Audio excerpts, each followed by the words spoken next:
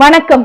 நம்ம கோயிலுக்கு போனோம்னா கடவுளை பார்த்து ஸ்லோகம் சொல்லுவோம், பாட்டு பாடுவோம், எனக்கு இது வேணும் அது வேணும் அப்படின்லாம் கேட்போம். ஆனா கடவுளே இறங்கி வந்து பக்தன் கிட்ட எனக்கு ஒரு உதவி செய் அப்படின்னு கேட்ட ஒரு கோயில் இருக்கு.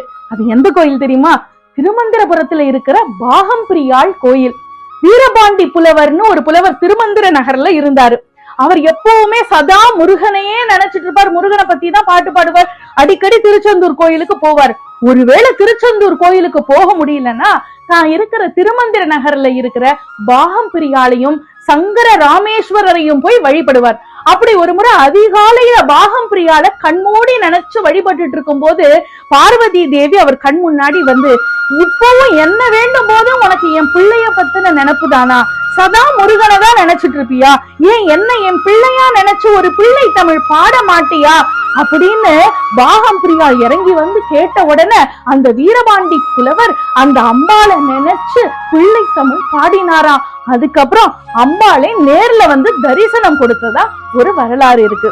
இந்த திருமந்திரபுரத்துக்கு இன்னொரு வரலாறு உண்டு. ஒரு முறை சிவனை நோக்கி பார்வதி தேவி ரொம்ப தவம் செஞ்சிட்டு இருந்தா. எதுக்காக தெரியுமா? மிகச்சிறந்த திருமந்திரத்தை தனக்கு உபதேசம் பண்ணணும் அப்படின்னு சிவபெருமான நோக்கி தவம் பண்ணிட்டு இருந்தா.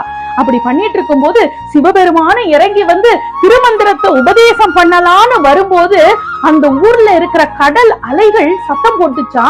பனை மரங்களுடைய சத்தம், ஒரு பக்கம் குயவர்கள் மண்பானை செய்கிற சத்தம், இதெல்லாம் அவருக்கு தொந்தரவா இருந்ததுன்னு திரும்பி பார்த்து அமைதி அப்படின்னு ஒரு வார்த்தை சொன்னாராம்.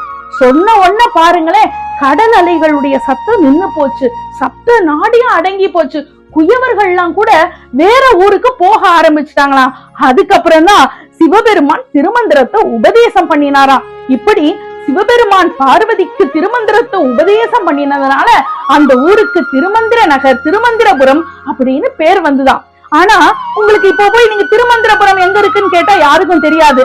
அந்த திருமந்திரபுரத்தை தான் நம்ம தூத்துக்குடி அப்படின்னு இன்னைக்கு நம்ம கூப்பிடுறோம்.